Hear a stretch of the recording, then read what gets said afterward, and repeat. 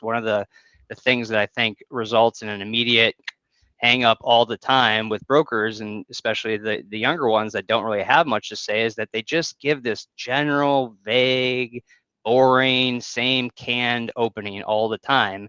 It's just like, well, what do you think your property is worth? Or would you be curious to know what your property is valued today? It's just like the same thing that people hear all the time. They immediately click. It's a little bit different than when you have a specific thing to say. So talk about the discipline to dig in and to figure out, well, I call it the honey badger mentality, right? Like, I'm going to care more about your property, location, your rents, all of the things that are associated with adding value and helping you to unlock that freedom, right? Talk about where that came from for you, Shaun, to never like us leave a stone unturned. Yeah, I mean, well, you learn the market by the buyers are your professors, so they'll actually teach you the market as long as you present opportunities to them, and they'll help you discover like what makes a good deal, how it should be priced. You might just be asking for their advice, but that's one way to kind of master a market and have something to say.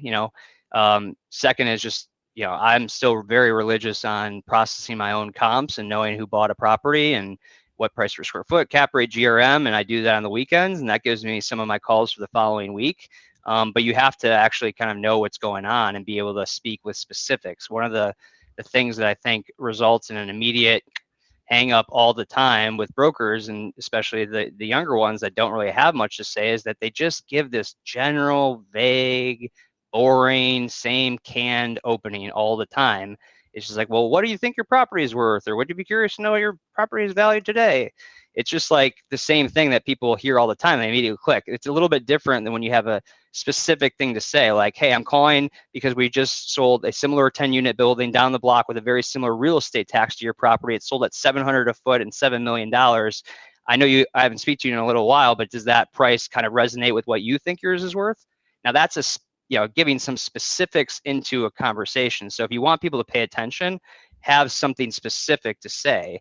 And the larger owners, they value that in the ground, nuanced understanding of the market even more than the locals do, because as you get bigger and bigger and bigger, you can't really know what's going on in your microclimate at every little stage. If you own 50 properties in 3 different states, it's impossible. So you actually rely on the brokers to be calling and giving you a heads up that, hey, they're building a homeless shelter across the street, or hey, your taxes are about to double if you don't do something about it, or 3, like, this guy's getting these rents down the street, you're way behind, here's what he did that you can do differently. So I kind of view it as not me like prospecting them. I feel like it's almost like my duty or obligation to inform the clients in the marketplace, and I'll lead with that. Like, I'll just say, like, hey, I'm going to call you every now and then, but just know when you see my name on the caller ID, I'm not checking in to see, are you ready to sell yet? I'm here to just share some piece of inside baseball knowledge with you.